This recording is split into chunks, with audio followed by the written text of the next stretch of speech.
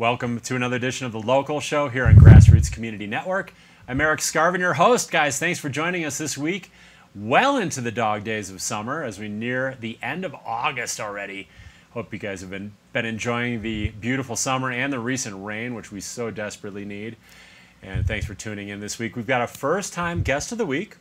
She's relatively new to the Pitkin County government and the staff over at Pitkin County Landfill. Although she's kind of freelances too outside the landfill.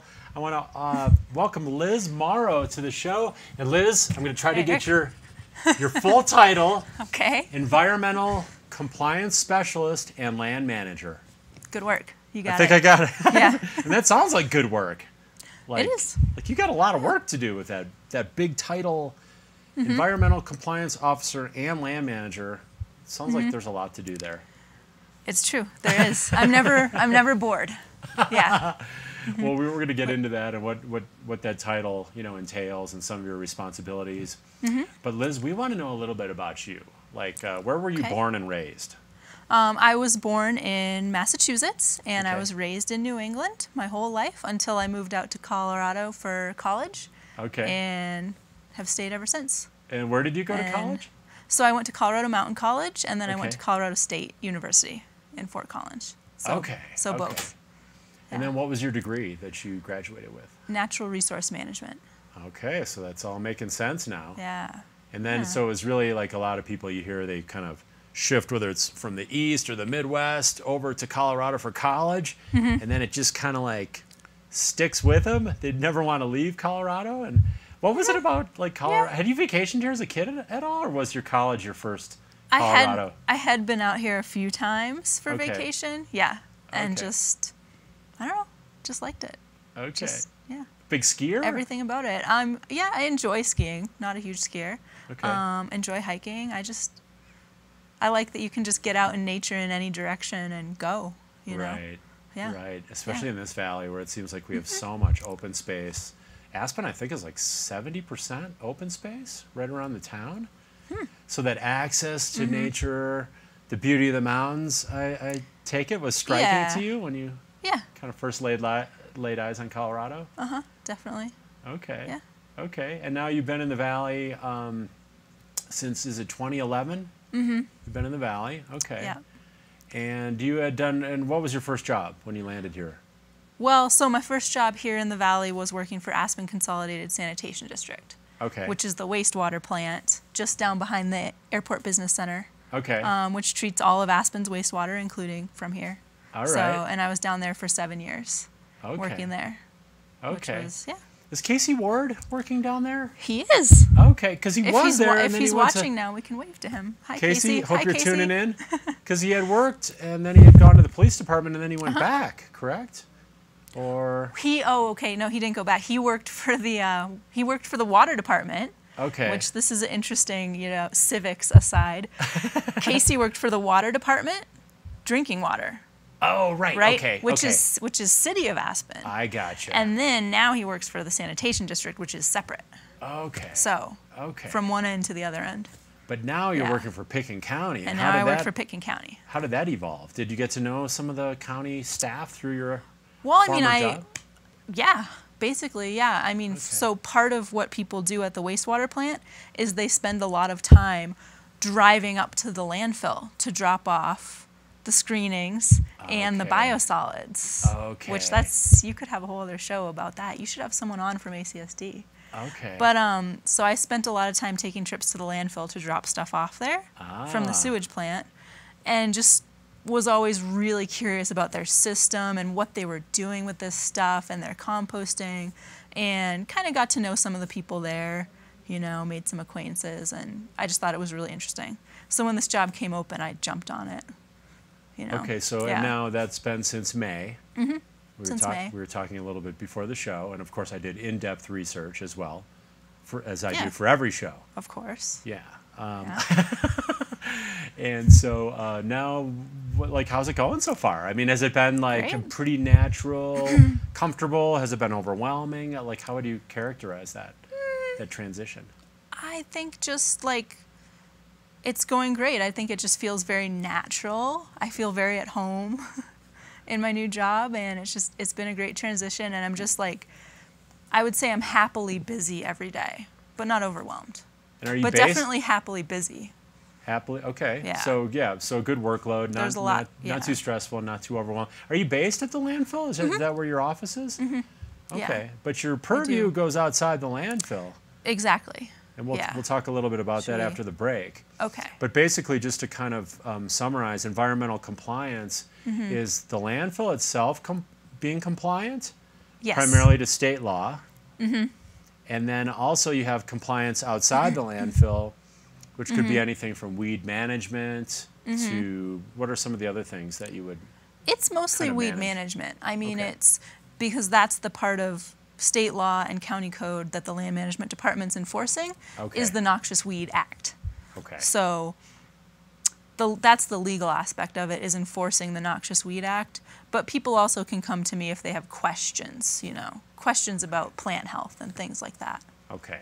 On their private land. But not how to grow cannabis. That's not your... I mean, they can ask, but I'm not an expert, so they might not get a great answer from me. Not your specific, But I would try Google probably for that one. Well, we've got so much Yeah. to get to, Liz. Thank you for being on the show today. You're welcome. We're going to take a quick break, guys. We have one break during the local show. We want to thank our summer underwriters, including Pitkin County Landfill, Aspen Animal Hospital, the Aspen Times, Klug Properties, Sundog Athletics, and I think I got them all. We'll go to a quick break. We'll be back in 2 minutes with Liz Mauro.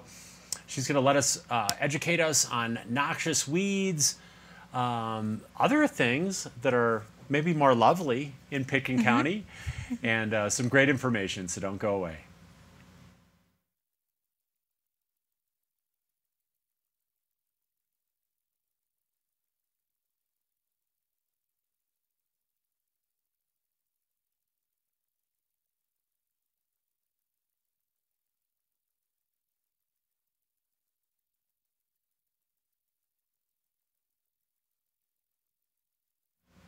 We're back here on the local show. Thanks for sticking with us. We've got Liz Mauro, a first-time guest in the local show. So Liz, good job. You're killing it so far. Thanks. You seem very relaxed. I'm sure it's all due to my co-host, Luna. I wish she would cuddle with me, but Luna, go it's on okay. Up. Luna, you can maybe No, we can't make her. It's okay. Well, she'll come up in her own due time. You know, the thing is when you get to 10 years old, you're kind of like, you know what?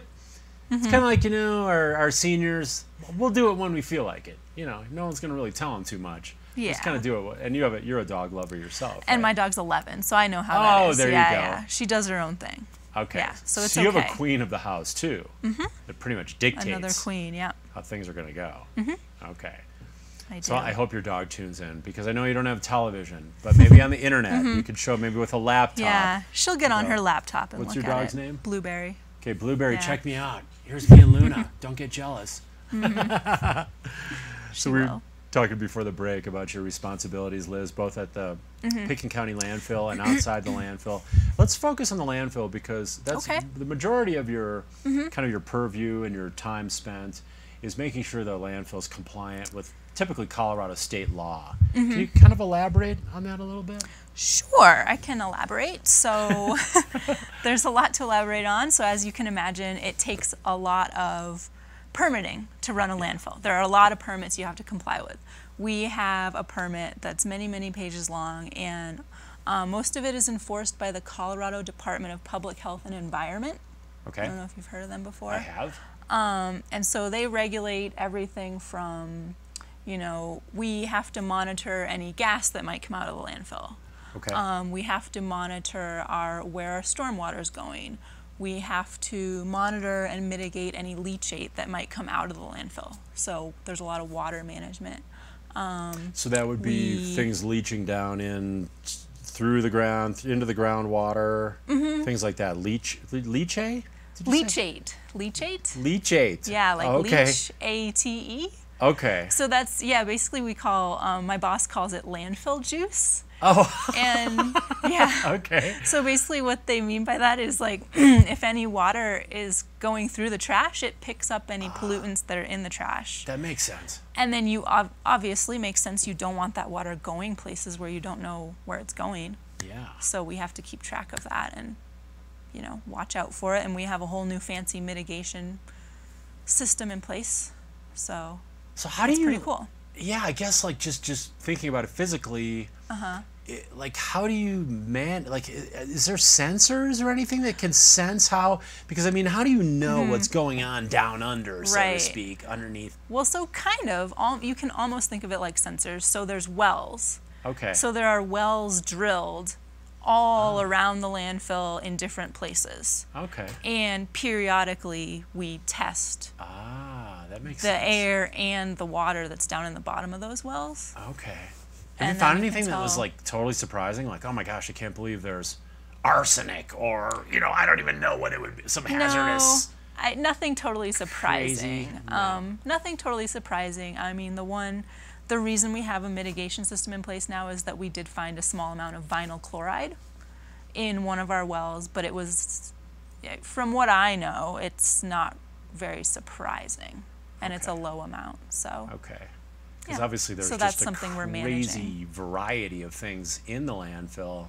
There are, especially think about back in the day, you know, Right. before they had diversion programs for hazardous waste. People put all sorts of stuff in there. So there could be something literally from 20 years ago that's kind of, worked its way down, so to speak, but then toxins could be released, or who knows what. Yeah, could be. There's just natural processes that occur, and then of course over time you have, water, like you mentioned, rain, heat, and all these things kind of affecting environmental effects. So then you test these wells periodically and just kind of check those levels. And then moving outside the landfill, we talked a little before the break, it's like there's noxious. Define like noxious is more of a political term, correct? Yeah. Okay. Yeah, correct. So you obviously know something about this. Yeah, so we have, in the weed world, it's kind of interesting because there's scientific definitions and then there's legal definitions. Okay. So in science we talk about like invasive species. Right. Which is basically anything brought here by human activity pretty much in the last 500 years. And the reason these things can get out of control is because their natural predators aren't here. Right. These plants, right? Right. Say it's from Europe or whatever. Right. They A lot might of have them are certain from Europe. animals. A lot of them are from Asia. Yeah. And then when they come here and they're plants and they don't have those predators, then they just kind of proliferate and they can dominate, right? Right. Certain Yeah. So landscapes. you get to a problem where if you get to a point where they're multiplying so fast that they reduce the biodiversity in the ecosystem, then that's a problem. Right. Yeah, and not to mention there are sort of side problems with some of these where some of them are poisonous. So. And then typically I saw spraying is one of the control methods. Now when you guys spray, I would imagine it's more an environmentally sensitive type sprays that you're spraying on these weeds, or do you have to use you think of Roundup, and Roundup's been pretty controversial, because it can kill things around it. Like what do you typically, you guys are using that's like a little more conscious? So we do, so just so people know, so thanks for bringing that up. The land management department is responsible for all spraying of noxious weeds in the right-of-ways, so for all the roads in Pitkin County, roads, and Highway 82 and 133, so it's in the right-of-ways, and then it's any lands that are owned by the general fund of Pitkin County. Which is separate from open space and trails. So open space and trails does their own spraying. Oh, interesting. For the land management department, we hire a contractor who uses a chemical called Milestone, which is a broadleaf selective herbicide. And it's pretty effective, and I feel okay about it. I mean, we don't use it near water. That's really the only danger, is you don't want to use it near water. Okay. So. Okay. Yeah. I mean, are there such things as completely natural solutions? Or that just isn't effective on most of these kinds of weeds? I am an optimist, and I like to believe that there are natural solutions. You're like garden solutions, right? People in their gardens are using natural things. Yeah, and I mean, for people, it kind of depends on what scale you're operating on, in my opinion. Like some natural solutions will just take a little more effort and time to do. So if you're doing it on a small scale, that's great. We have so many miles of right-of-way that we really just do need to use something that will take the weed out. So we do. And for individuals, whether they're looking on their own land, which is obviously a great idea to check their own properties, or they're seeing things out in public lands, how can they identify like some of these invasive or noxious weeds? I know the website's a good one resource. So the Pitkin County website's a good resource. They can also come, I brought these, one of these is for you. Oh, thank you. So they can come to the landfill or the Public Works office and get one of these handy books for free. Noxious Weeds of Colorado.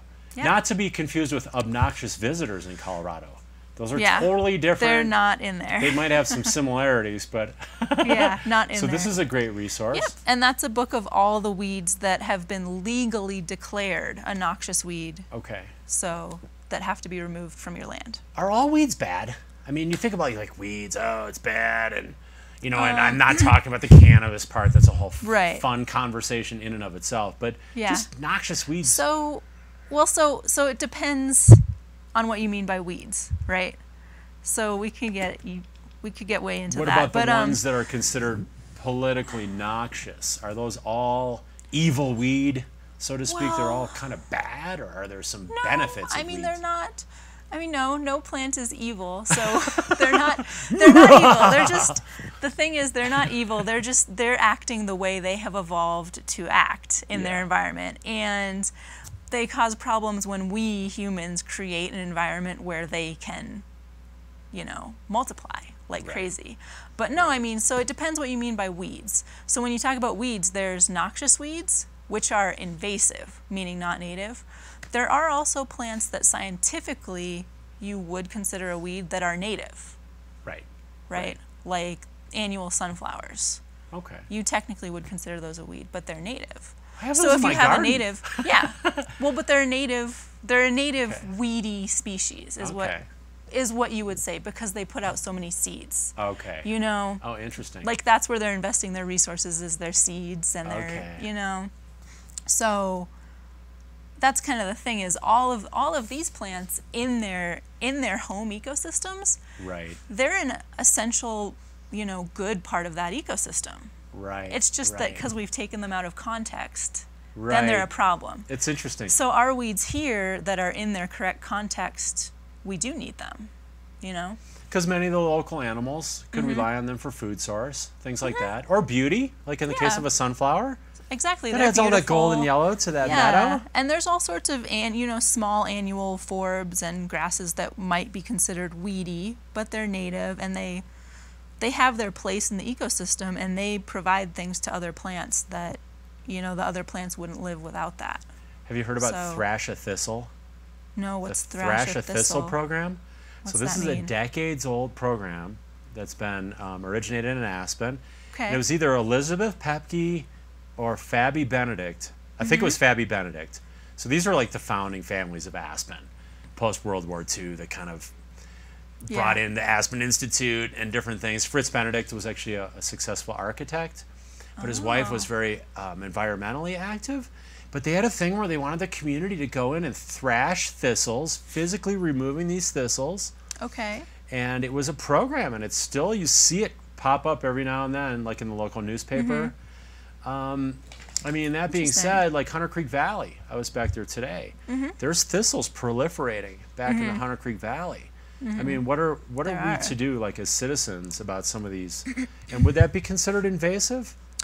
Well, the thistles. So that's a great question. So thistles. There's not just one kind of thistle, right? Right. There's a lot of different kinds, and so if you look in this book, there's several kinds of thistles that are invasive. Okay. And do you happen to know what kind you saw up there? I don't, but the ones that are like these big queen, like multiple 5-6 feet tall, that are branching out. We get a lot of the big purple heads on the top. Okay, well we get a lot of plumeless thistle around here. It could be that kind, but one thing I do kind of want to emphasize to people is that there are native thistles too. Right. And our native thistles are great, and we don't want to pull them. So you need to know. But so you kind of do need to maybe take some pictures and go do some Googling and look at the book and see what it is. But as a general rule, if you see like what you saw at Hunter Creek, like a whole field of them, and they look they just look like they're taking over. Yes. That's probably an invasive species. Right, and there's been efforts. There's been like community weed pulling days that different organizations, whether it's RFOV, Roaring Fork Outdoor Volunteers, or the county, or the city, and Hunter Creek's been one of the areas. They had that controlled burn back there a couple years ago. They burned that hillside right after we actually built Hummingbird Trail. Then they lit our new trail on fire. But because of that, the thistles are coming in even more now. And they did a weed pull day shortly after that controlled burn, well, like a year after that controlled burn, to go in and try to kind of control. So sometimes there's community efforts, it sounds like, to sometimes there are. Go after some of these. Yeah, and I know the Forest Service is specifically keeping an eye on that area, the Hunter Creek area, for those thistles. Right, because it was a co-op. It was like Forest Service, city, county, that kind of co-opted that and controlled it, and it actually went really well. Took out a lot of that low-lying fuel that's just been sitting in there. Right, yeah, which is, a whole other. Yeah, which is a whole nother thing. Yeah. So what are the biggest challenges? Like, say, in either one of those areas, either in the landfill or outside the landfill, what are some of the biggest challenges that are kind of facing us? And I think it would be, like, environmentally speaking, under your purview. Do you see anything that's a real, like, threat or a real worry in Pitkin County? I mean, do you mean in terms of, like, the landfill?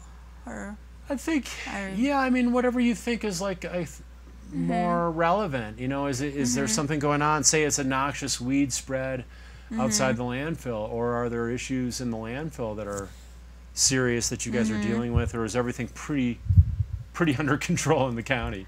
Well, I mean, honestly, I think everything's pretty well under control.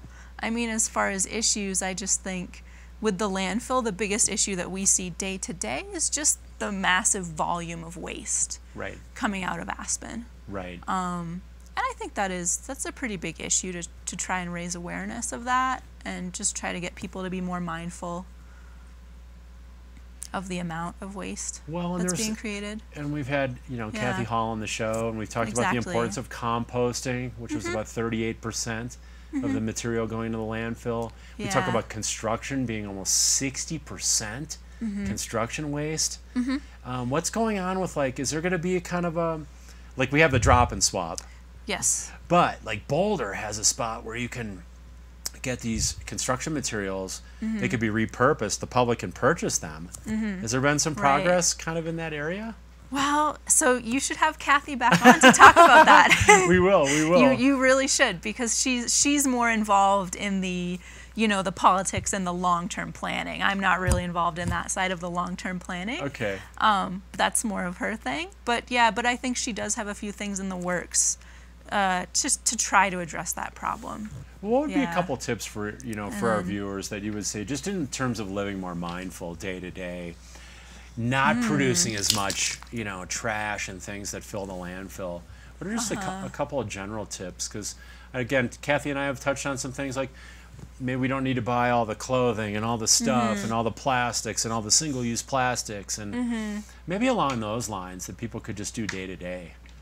Yeah, I mean, basically just that. What I'm sure you guys have talked about before, like just whenever you feel like you're gonna go out and buy something because you need something, I would just My co-host is sit getting down active. Yes, I just think it's important for people to sit down and not sit down, but stop and just think for a moment and think, okay, do I really need this thing? Yeah.